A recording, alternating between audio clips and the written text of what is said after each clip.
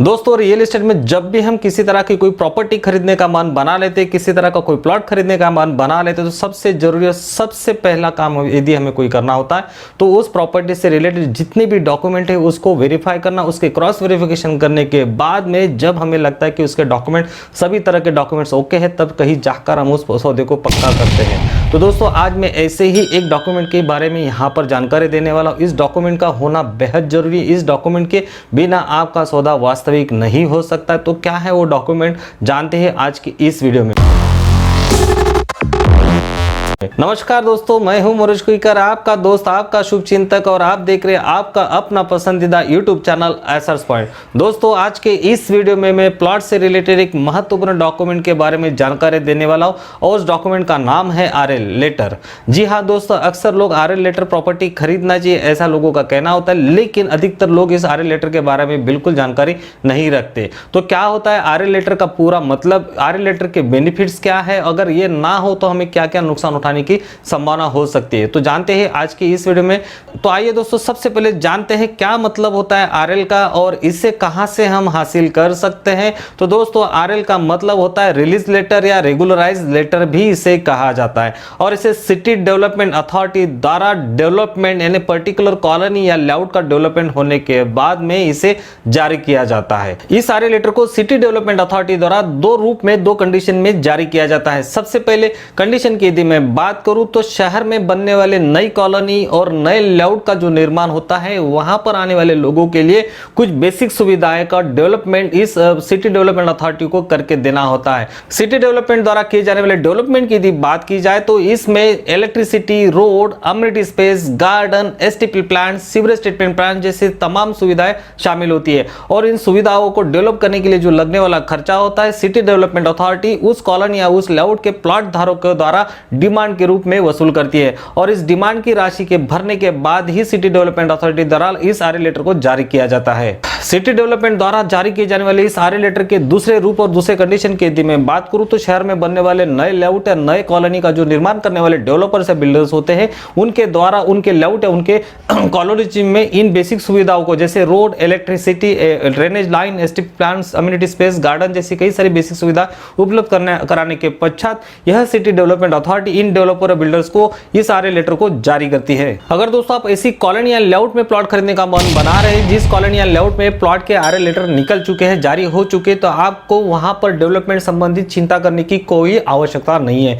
क्योंकि जिस कॉलोनी या लेआउट का आरएल लेटर रिलीज हो चुका होता है वहां पे 101% डेवलपमेंट होना तय है। तो आप निश्चिंत होकर ऐसी जगह पर प्लॉट खरीद सकते हैं। अब दोस्तों अधिकतर लोगों के मन में डाउट होते हैं, कई सारे सवाल होते हैं कि अगर हमने ऐसे लेआउट में प्लॉट खरीद लिया, ऐसे कॉलोनी में प्लॉट खरीद लिया जिस कॉलोनी या लेआउट का अभी तक आरएल लेटर जारी नहीं हुआ है, तो क्या उस कॉलोनी या लेआउट में डेवलपमेंट होगा या नहीं होगा। तो दोस्तों मैं यहां पर आपको एक सलाह देना चाहूंगा कि सबसे पहली बात तो आपको ऐसे लेआउट में प्लॉट खरीदने से बचना चाहिए। दूसरी बात, अगर आपने ऐसी कॉलोनी या लेआउट में प्लॉट खरीद लिया जिस कॉलोनी या लेआउट का अभी तक आरएल लेटर जारी नहीं किया गया है, तो वहां पे डेवलपमेंट होगा, लेकिन कब होगा यह निश्चित रूप से बताया नहीं जा सकता, क्योंकि ऐसे डेवलपमेंट का काम सिटी डेवलपमेंट अथॉरिटी द्वारा किया जाना होता है, और सिटी डेवलपमेंट अथॉरिटी ऐसे लेआउट में तब तक डेवलपमेंट का काम नहीं करेगी जब तक उस लेआउट के, उस कॉलोनी के सभी प्लॉट धारक एक साथ डेवलपमेंट की राशि यानी डिमांड की जो राशि होती है नहीं भर देते, यानी डेवलपमेंट में जो लगने वाला खर्चा है जब तक नहीं भरा जाता है तब तक वहां पर सिटी डेवलपमेंट अथॉरिटी उस लेआउट का या उस कॉलोनी का डेवलपमेंट नहीं करेगी। अब इसे साधारण तौर पर समझने के लिए मान लेते कि आपने ऐसी कॉलोनी या लेआउट में प्लॉट खरीदा है जहां पर कुल मिलाकर 100 प्लॉट डाले गए हैं और इसमें से एक प्लॉट आपका है।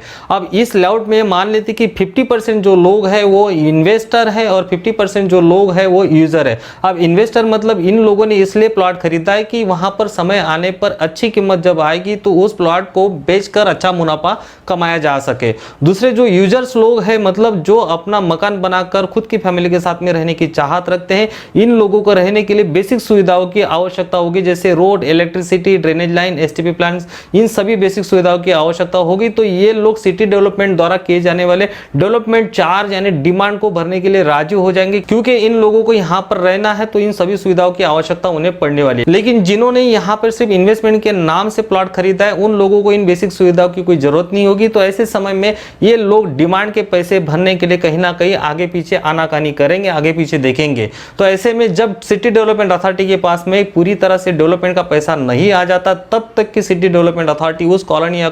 लेआउट में किसी भी तरह का डेवलपमेंट करने के लिए आगे पीछे देखेगी। तो ऐसी स्थिति में उस लेआउट या कॉलोनी में सिटी डेवलपमेंट द्वारा डेवलपमेंट का काम करना थोड़ा मुश्किल हो सकता है। तो दोस्तों मैं यही सलाह देना चाहूंगा कि आप जब भी प्लॉट खरीदने जाए तो कम से कम आरएल लेटर जारी किए हुए लेआउट या कॉलोनी में ही प्लॉट खरीदे, ताकि आपको डेवलपमेंट की सभी सुविधाओं का आनंद मिल सके। अब अधिकतर लोगों के मन में डाउट होता है कि क्या आरएल लेटर जारी किए हुए प्लॉट की भविष्य में रोड या किसी कारणवश कटौती होगी या नहीं। तो दोस्तों मैं यहां पर आपको साफ तौर पर बता देना चाहता हूं कि जिस प्लॉट का आरएल लेटर जारी हुआ है मतलब उसने वो फाइनल स्टेज को क्रॉस कर लिया, ये फाइनल प्रोसीजर होती है। यानी यहां पर रोड में कटने वाली जो जगह पहले ही काट चुकी है, गार्डन को लगने वाली जो जगह वो भी कट चुकी है, और इवन आपका जो प्लॉट अगर कॉर्नर का है तो उसका जो टेंजन होता है वो तक काटा जाता है, और इसका फाइनल जो मेजरमेंट होता है उसके आधार पर इस आरएल लेटर को जारी किया जाता है। मतलब उस आरएल लेटर में आपका प्लॉट साइज, जो एक्चुअल प्लॉट साइज है, वास्तविक प्लॉट साइज है, उसी को वहां पर नोट किया जाता है। जो साइज उस आरएल लेटर में लिखा होगा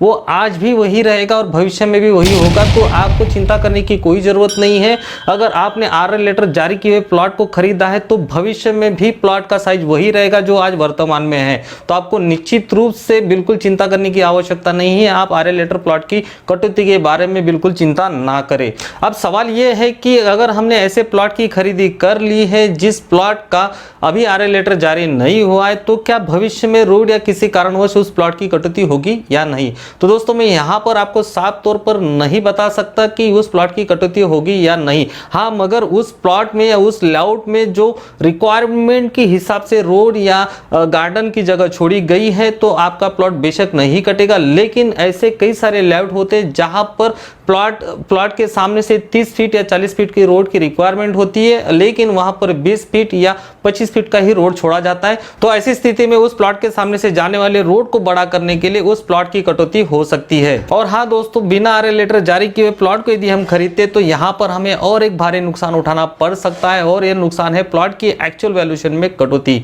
जी हाँ दोस्तों, मान लेते कि अगर आपने 2000 स्क्वायर फीट का एक प्लॉट खरीदा है और उस प्लॉट की कीमत है 1000 रुपए पर स्क्वायर फीट, तो ऐसे में मान लेते कि रोड बड़ा करने के लिए अगर आपके प्लॉट में से 200 स्क्वायर फीट का प्लॉट अगर कटता है तो यहां पर सीधा सीधा आपको 2 लाख रुपए का नुकसान उठाना पड़ सकता है। जबकि आरएल लेटर जारी किए हुए प्लॉट को खरीदने से इस तरह के नुकसान उठाने की कोई संभावना नहीं होती, क्योंकि आरएल लेटर में जितना प्लॉट का साइज लिखा होता है उसी के अनुसार हमें उस प्लॉट की कॉस्टिंग को पे करना होता है, उस प्लॉट की कीमत को चुकाना होता है। तो इस हिसाब से यहाँ पर हमें आरएल लेटर प्लॉट खरीदने से किसी भी तरह का कोई नुकसान होने की कोई संभावना नहीं होती। और हाँ दोस्तों, आरएल लेटर जारी हुए प्लॉट को अगर खरीदने का सबसे बड़ा कोई फायदा मिलता है तो वो है बैंक फाइनेंस। जी हाँ दोस्तों, अगर मान लेते कि अगर आपने किसी कॉलोनी में या लेआउट में प्लॉट खरीदने का मन बना लिया है और उस प्लॉट का आरएल लेटर जारी हो चुका है, तो उस प्लॉट को खरीदने के लिए कोई भी नेशनल या प्राइवेट बैंक आपको 60% से लेकर 80% तक का लोन दे सकती है। वही आप बिना आरएल लेटर जारी किए हुए प्लॉट को अगर खरीदने का मन बना लेते हैं तो ऐसे में आपको उस प्लॉट की पूरी कीमत अपने जेब से चुकानी पड़ सकती है,